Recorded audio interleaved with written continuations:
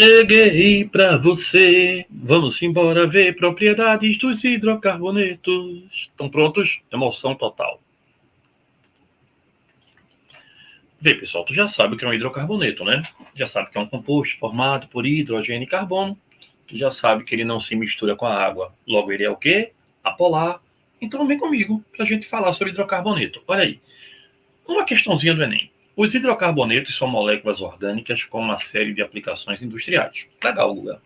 Por exemplo, eles estão presentes em grande quantidade nas diversas frações do petróleo e normalmente são separados por destilação fracionada. É verdade. Com base em suas temperaturas de ebulição. Pessoal, na destilação fracionada, lembra? Primeiro sai o que é mais leve, que são os gases de 1 a 4 carbonos. Depois sai o que é médio, não é? Que é de 5 a 16. E depois sai o que é pesado, não é? Então ele diz aí, de 1 a temperatura até 20 graus sai gás, né? De 1 a 4 carbonos. Depois, na temperatura média sai gasolina, depois querosene, depois óleo diesel. Aí ele diz, na fração 4, qual é a fração 4, meu povo? Óleo diesel. Dessas que ele colocou, é a mais pesada. Por que, Guga? Porque quanto maior a cadeia carbônica, obviamente, ele é mais pesado, né? Então, maior a sua massa molar, o seu mol. Se é maior a sua massa molar, eu tenho maior dificuldade de fazer com que ele mude de estado físico. Então, maior é o seu ponto de ebulição. Então, o primeiro critério que eu olho é esse, né? Quanto maior a cadeia do hidrocarboneto, maior o seu ponto de ebulição. E por que isso? Porque, olha, pessoal, imagine que eu tenho aqui um hidrocarboneto com 1, 2, 3, 4 carbonos, certo? 1, 2, 3, 4 carbonos. Os hidrocarbonetos, eles estão totalmente ligados por uma interação entre moléculas apolares, que é chamada de dipolo induzido, que é uma ligação muito fraca, não é? A gente viu que é a ligação mais fraca que existe. Qual é a mais forte? Iônica. Depois da iônica, aí vem covalente. Depois da covalente, aí vem a íon dipolo. E depois da íon dipolo, aí vem a ponte de hidrogênio. Não é isso? Lembra? Então, olha, quando eu aumento a cadeia, eu tenho uma maior quantidade de intensidades ou uma menor? Maior, né? Então, quanto maior a cadeia, mais pesada e maior o número de intensidades entre as moléculas, o que aumenta o ponto de ebulição. Então, ele pergunta na questão, na fração 4, a separação dos compostos ocorre em temperaturas mais elevadas, porque ela é mais pesada. Se ela é mais pesada, ela tem maior quantidade de interações. Então, suas densidades são maiores? Não, a densidade não depende do tamanho da amostra, né? Lembrar, né? O número de ramificações é maior? Não, as duas cadeias aí são normais, tá bom? Aí ele diz, sua solubilidade no petróleo é maior, hidrocarboneto não tem solubilidade em petróleo, é nem insolúvel. E mesmo se tivesse, quanto maior a cadeia, menor seria, né? Porque teria maior natureza apolar. Letra D. As forças intermoleculares são mais intensas? São. Eu tenho uma maior quantidade de forças intermoleculares que aumenta a intensidade. E a cadeia carbônica é mais difícil de ser quebrada. Muita gente pensa que é essa, isso é um distrator forte. Mas não. A força da ligação é a mesma, independente da cadeia ser grande ou da cadeia ser pequena. Legal? Então, questão interessante. Essa questão não foi muito acertada no Enem, não, viu? Ela foi acertada em torno de 30%, dados do INEP. Então, pessoal, a gente agora pode ver as propriedades desses compostos hidrocarbonetos, compostos formados por carbono e hidrogênio apenas, que na natureza eles existem na forma de petróleo, gás natural, né? E no dia a dia, pessoal, eles são importantíssimos, viu? Tinta, borracha, plástico, gasolina, né? Por aí vai, né? Até o piche, né? Também é usado em maquiagem, medicamentos, é uma riqueza onde a gente usa hidrocarboneto, tá? Lembrando que os hidrocarbonetos de cadeia aberta são alcano, quando só tem o quê? Ligação simples. Alceno, quando tem o quê? Uma dupla. Alcino, quando tem uma tripla, e alcadieno, pessoal, quando tem pelo menos, né, duas duplinhas aí na história, né? Dieno.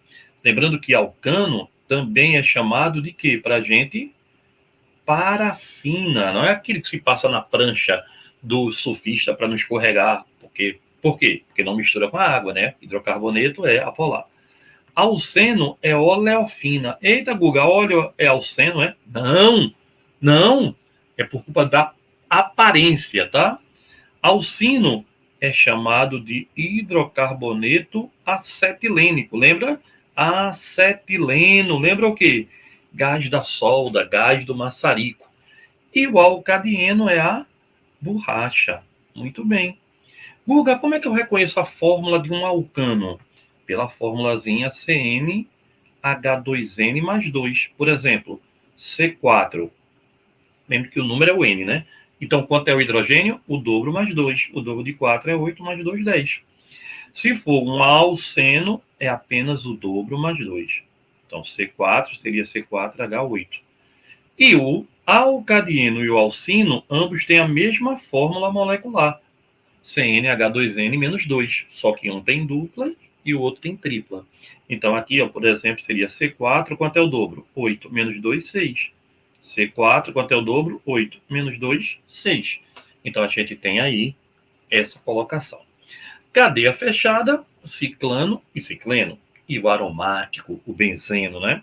Importante isso, tá? Pessoal, o hidrocarboneto, eles são moléculas apolares. Não se misturam com a água. Uma molécula ser apolar é quando o vetor momento de polo dela é igual a 0, certo? Tem um nome bem bonito, tá? Vetor momento de polo. Olha que coisa linda. Então, quando o vetor momento de polo é igual a 0, a molécula é apolar, ela tem aí igual a 0. A molécula não dissolve na água, que é polar. Quando a molécula é apolar, qual é a ligação? Ligação de Van der Waals ou de polo induzido, que é uma ligação muito fraca. Se a ligação é fraca, ela quebra as moléculas com facilidade. É uma ligação entre moléculas, tá? Entre moléculas. Então, eles têm baixo ponto de fusão e baixo ponto de ebulição. Como a molécula tem uma ligação fraca, as moléculas se separam. Ó. Aumenta o volume. Se aumenta o volume, diminui a densidade. O petróleo é menos denso que a água. Não é isso? Então, são insolúveis que a água, são menos densos que a água. Eu posso lembrar uma coisa importante. Alcano tem reatividade muito fraca. Alceno é um pouquinho reativo por culpa da dupla. A dupla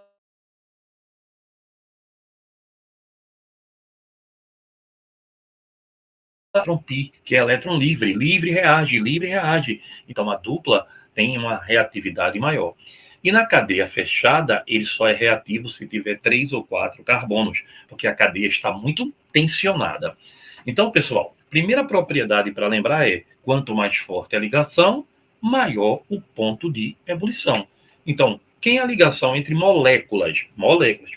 Toda ligação entre átomos é mais forte do que a ligação entre moléculas, toda e qualquer uma. Mas entre moléculas, a maior é íon dipolo, depois ponto de hidrogênio, lembra? Hidrogênio ligado a FON, né? O que é FON? Os 3 elementos mais eletronegativos, HF, H2O, NH3, né? E dipolo. Quando é entre moléculas, o quê? Polares. Moléculas polares. E Van der Waals entre moléculas apolares. Então, quanto mais forte a ligação, maior o ponto de ebulição. Aí tu já mata outra. Os hidrocarbonetos são apolares, logo são unidos por Van der Waals ou dipolo induzido, é a mesma coisa. Logo, a ligação é fraca, seu ponto de ebulição é muito baixo. Sim, Guga, mas se eu quiser comparar hidrocarbonetos, como é que eu faço? Quem tem maior ponto de ebulição é quem tiver maior cadeia. Quem tiver maior cadeia tem uma maior quantidade de interações. Imagina, eu tenho uma cadeia pequenininha, aí eu tenho essas interações aqui. E eu tenho uma cadeia bem grandona, eu tenho uma quantidade maior de interações. Então, quanto maior o tamanho, quanto maior a massa molar, maior o ponto de ebulição. Mas vê, o metano tem um ponto de ebulição de menos 161. Olha o octano, mais 125. Então, pessoal, quando eu coloco o carbono, eu aumento o ponto de ebulição. Olha aqui, ó. Quanto maior a cadeia, maior a área de contato, maior o ponto de ebulição. Ó. Quando eu aumento a cadeia, vai aumentando essa área de ligação entre moléculas. É uma molécula penetrando a outra assim. Então, se a cadeia é maior, aumenta a intensidade, tem uma maior quantidade de ligações, aumenta o ponto de ebulição. Guga, e se eu tiver duas cadeias do mesmo tamanho molecular, da mesma massa molecular, mas que elas sejam diferentes, assim, no sentido, uma normal e uma ramificada? E aí, Guga? Poxa, a tua pergunta foi muito legal.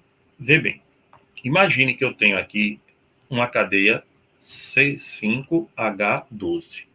Eu já sei que isso é um alcano, né?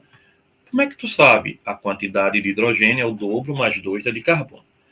Então, ela pode ser assim, ó. 1, 2, 3, 4, 5. Cadeia normal. Mas ela pode ser assim, ó. 1, 2, 3, 4, 5. E ela ainda pode ser assim, ó. Eita, Guga, e agora? Pessoal, toda vez que eu ramifico a cadeia, a minha cadeia fica o quê? Maior ou menor? Ó, responda devagar. Ó, aqui, ó. É isso aqui, é essa área de contato que eu estou falando, ó, que é onde a cadeia se prende, né? Então, toda vez que eu ramifico a cadeia, eu diminuo a área de contato. Então, eu tenho certeza absoluta que o ponto de ebulição de 1 é maior do que o de 2, que é maior do que o de 3. Então, quando eu ramifico a cadeia, eu diminuo a sua área de ligação, logo diminuo o seu ponto de ebulição. Então, cadeias ramificadas apresentam menores pontos de ebulição, porque elas têm menores áreas de contato. Então, olha aí, ó, em alcanos de mesma massa molecular, cadeias ramificadas diminuem o ponto de ebulição devido a uma menor área de contato. E com isso, acontece o que, meu povo? Ó, eu tenho aqui, ó, ramifiquei, tá vendo? Aqui eu tinha 1, 2, 3, 4, 5 áreas, aqui eu só tenho 4. Então, maior área, cadeia normal, tem maior atuação das forças, maior ponto de ebulição. Quanto mais eu ramifico, menor a área de atuação das forças, menor o ponto de ebulição. Então, ramificou, diminui o ponto de ebulição. Olha os exemplos aí para que você acompanhe. Ramificou, diminui os pontos de ebulição. Guga, eu queria fazer uma pergunta. Faça, meu querido, estamos aqui para isso. Olha, se eu tiver duas cadeias da mesma massa molar, bota aí, Guga, para mim. Pronto, C4, não, C6H12. Certo. Guga, é alceno, tá? Certo. Me diz uma coisa. Olha, essa cadeia aqui, ó, é C6H12 e tem duas ramificações. É, perfeito. Então você tá certo. Essa cadeia aqui, Guga, ela também vai ser C6H12. Legal? Uhum. O que é que você quer fazer? Eu não entendi ainda. Aqui, ó.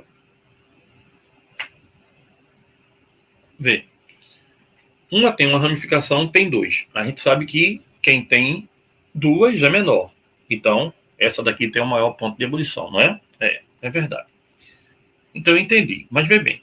Eita, o que foi que aconteceu? O que foi que aconteceu? Bota o dedo no lugar aqui do tablet, que ele some, né? Fogo, apareceu.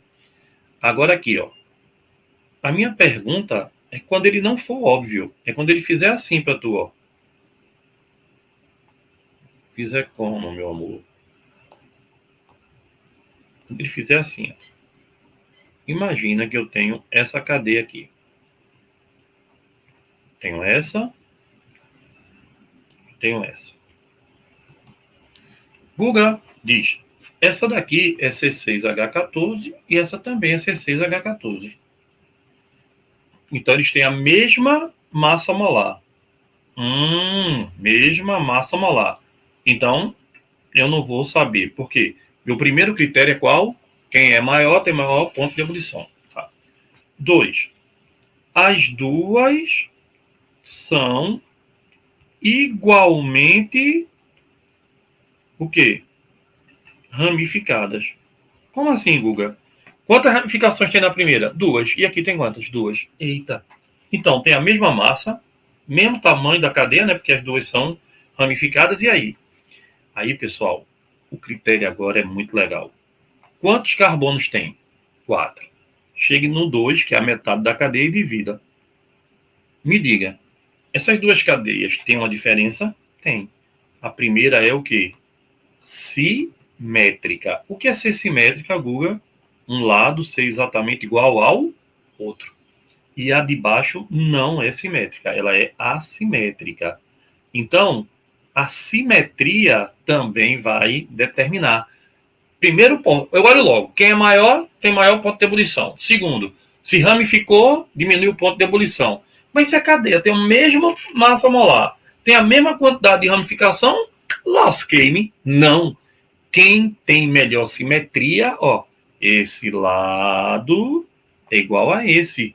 Ela é simétrica. Então, ela tem uma maior organização. Ela é mais estável. Então, ela tem maior ponto de ebulição. Pessoal, isso é muito legal.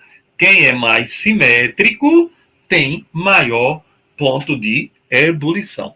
Então, a gente já sabe, né? A gente já sabe os critérios que levam para uma cadeia carbônica ter suas características. Segue aí, pessoal. Valeu.